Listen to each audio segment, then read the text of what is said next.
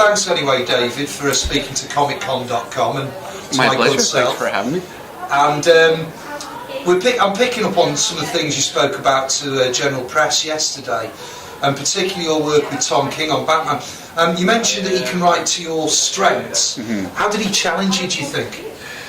Well, he wanted to do some action, but he didn't want to do, especially to start the issue, like to start the book. He wanted to do something that had never really been done, and take Batman in a not so much a different direction, but just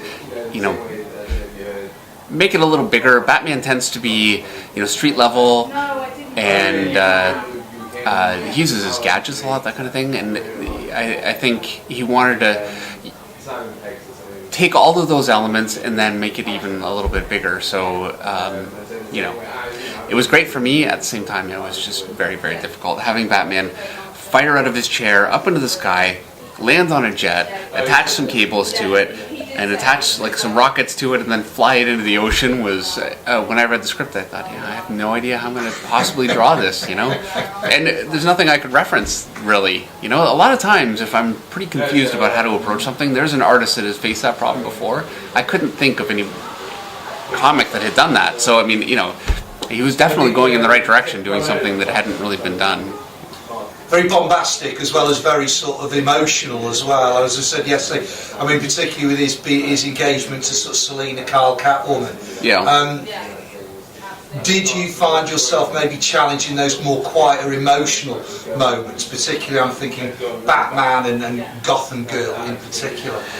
Yeah. Well, it really made me think about my art a little bit and think about my influences a bit, just to try and find a way to make that really work. I find I can draw those scenes just out of my head, and they're fine. I can do it. I can't do it as well as a lot of artists. And it's such an integral part to what Tom does. I wanted to try and bring a little bit more to it. So I think I put almost more time and effort into the storytelling pages than I did the action pages. A lot of that stuff comes naturally for me, like drawing somebody punching somebody, I can just draw that. But drawing a character going through like an emotional arc on the page is tougher for me. It's not natural for me. So yeah, I put a lot of thought into that stuff. Did you think after your work on the DC 52 Dark Knight series, did you think you were finished with Batman? Did you think you weren't going to get that second callback, which was so successful? Well, I knew Batman was there if I wanted to do it.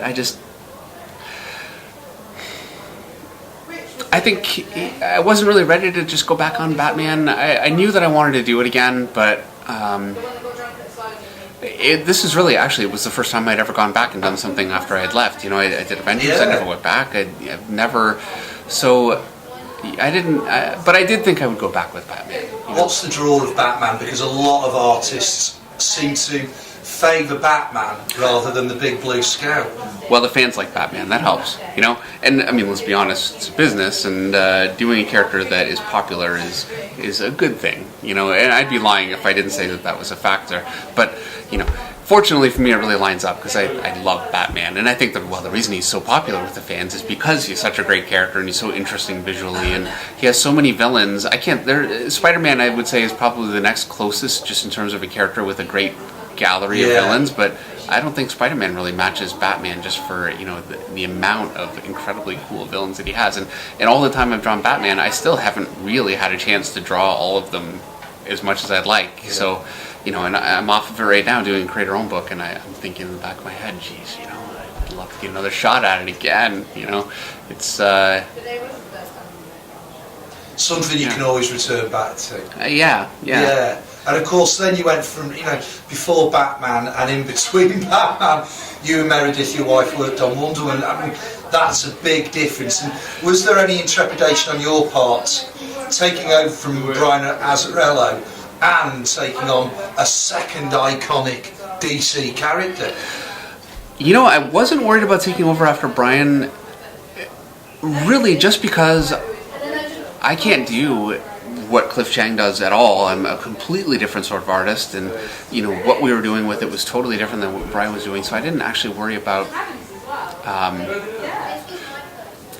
following just in the sense that we couldn't follow him. You know, I think it's easier when I know that I just can't possibly do. And his work on that book was, you know, I don't think it's ever been matched. So I didn't actually worry about it at all. I think if I would have thought in my head maybe that, you know, we could do something that would be on that level, I would have been more worried about it. But I just thought, we're just going to do what we do, you know.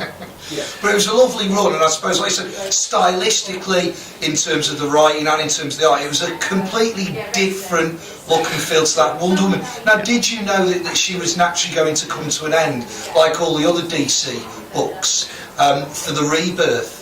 No, you know, a lot of times, like with New 52, that was an idea that came up and was implemented almost right away. And you know, Rebirth, it wasn't, when I started Wonder Woman, it wasn't on the radar, and then it was. So yeah, it created a nice place to end. And unfortunately for me, I ended Wonder Woman just a little bit before Meredith because I had to start on Batman for Rebirth. So yes, it took me off the book a little quicker than I was planning. But yeah. And you mentioned very briefly, and I know you can't say a lot too much about it, you create your own series at Image. I'm not going to push on it, but you mentioned how it's going to be bigger and bolder in terms of presentation, in terms of how it's going to be out there in the marketplace. Can you let us know about that, and maybe the decisions behind the bigger, almost European format? Not my decision. So, you know, first of all, this is much more, the writer that I'm working with really has an idea of how he wants to, you know, market the book when it comes out, and I think it's I don't know what to expect. I mean, this is all, I do the artwork. I don't really do the publishing side. That's a big mystery for me. But from what I've heard, I think it's going to be hopefully something that'll be geared to bookstores and hopefully do well in bookstores. I mean, comic stores are always the cornerstone of our business. But if you can put out a book that does well in a bookstore, my hope is, since it's all one book, and it's is it coming out as a graphic novel then, rather than as a miniseries? Yeah, it's like a big book. Hopefully it'll be something that'll just live on. Yeah. I shouldn't be talking about this book at all, actually. Probably. Well, I won't push you on it. You've told me that it's a bigger format and it's a male writer at least. That's all I know.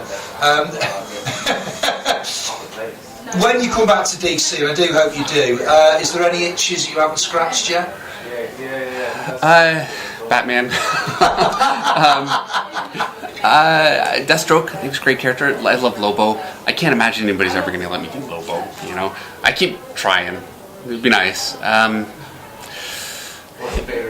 You know, in a lot of ways, it's more the writer than the character. So, you know, beyond, there are a few characters that I really like to draw. At that point, it's, you know, what writer... Rematch with Bendis again, maybe? That would be something, and I'll tell you what, I don't know what character I would not draw with Bendis. You know, I think if it doesn't matter, I think I'd be willing to give it a try. I mean, I loved working with him. He was great, and I haven't worked with him now it's been a long, long time, so I would be all for it. Yeah. So you'd be well up for a Bendis Superman deal in the future? I would not say no, that's for sure. That'd be great, wouldn't it? Yeah. Then you'd have the big three. Well, on that bombshell, I will thank you very much for your time, David. Enjoy the rest of the time here in Birmingham. Yeah, and then safe flight